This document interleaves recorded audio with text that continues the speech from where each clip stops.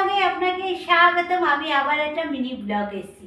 তো দেখুন, আমার বাড়িতে দুটো স্টুডেন্ট থাকে, দুটো মেয়ে। তো তাদের মধ্যে একজন দিয়ে গেছিল, সেই আমটা দেখানো হয়নি, সেই আমটা আপনাদেরকে আবার যদি ওরা নিয়ে আসে তখন আবার আপনাদেরকে দেখাবো। আর এখন আমার জন্য নিয়ে এসছে আরেকটা স্টুডেন্টের বাবা আমার জন্য আম নিয়ে এসছে।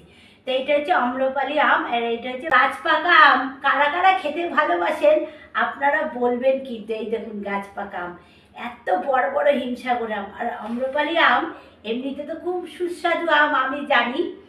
উফ, যা গন্ধ বেরোচ্ছে না, আমার মনে হচ্ছে আমি এখনই খাই, কিন্তু আমি এখন খাবো না, পরে খাবো। তো চলুন আমি এইগুলো দেখাতে থাকি, আর আমি কি কি করি আপনাদের আবারও দেখাবো।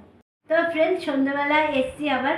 দেখুন এই যে সন্দেশ, আজকে সোমবার আমি উপোস করি, তো এই যে সন্দেশ প্রসাদ খাচ্ছি। এই যে আম দিয়েছি বাবাকে গোটা, আমরা কেটে ফল দিই না, তো এই যে খাচ্ছি। দেখুন